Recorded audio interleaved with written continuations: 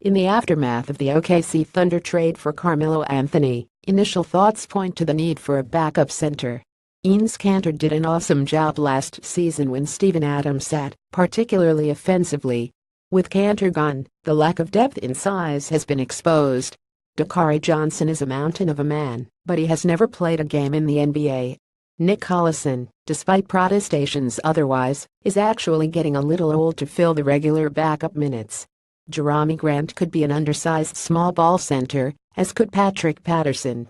The problem with all of this is if Adams gets hurt, there is no feasible replacement in the starting lineup on the roster. It does take a lot to hurt the big man, but the NBA is so unpredictable. When it comes to injury, the OKC Thunder shouldn't leave this to chance. There are a number of possible options available to the OKC Thunder at low cost. Justin Hamilton was recently traded from the Brooklyn Nets to the Toronto Raptors and then waived.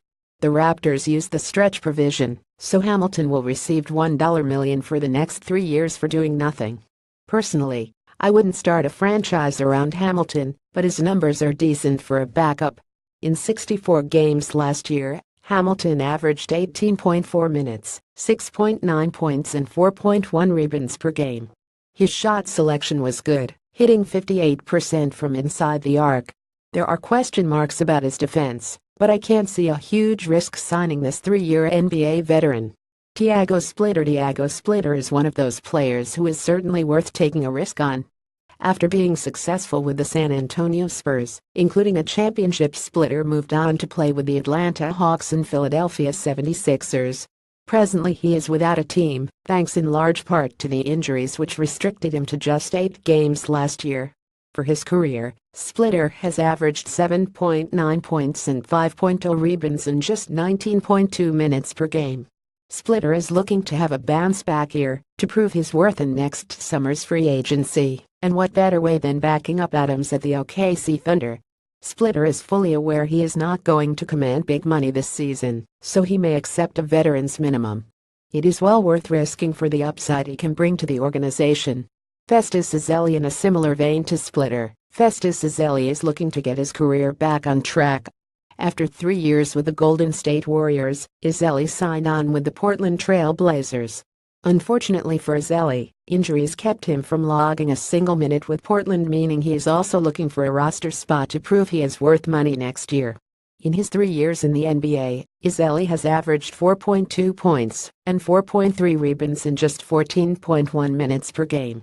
Ezeli also brings championship experience from the 201,415 Golden State Warriors. Signing him with his injury history could be a risk. However, if he passes a physical, the risk could reap benefits, since he is playing for a contract next season. Boris Diaw is a great option for the 15th roster spot. He could come and provide leadership, and has won a championship with the San Antonio Spurs. Diaw has silky passing skills and showed last season with the Utah Jazz he still has what it takes to play in the NBA. Diaw started 33 games last season for the division title winners out of the 73 he played. While his numbers are declining, he still averaged 17.6 minutes, 4.6 points, 2.2 rebounds and 2.3 assists per game. The risk of signing Diaw is he is his age 35. However, with career shooting percentages of 49% from the field and 34% from deep, there is definite upside remaining in the big man's game. As per ESPN, the main issue with Diaw is he signed with a French team which offers its own set of problems.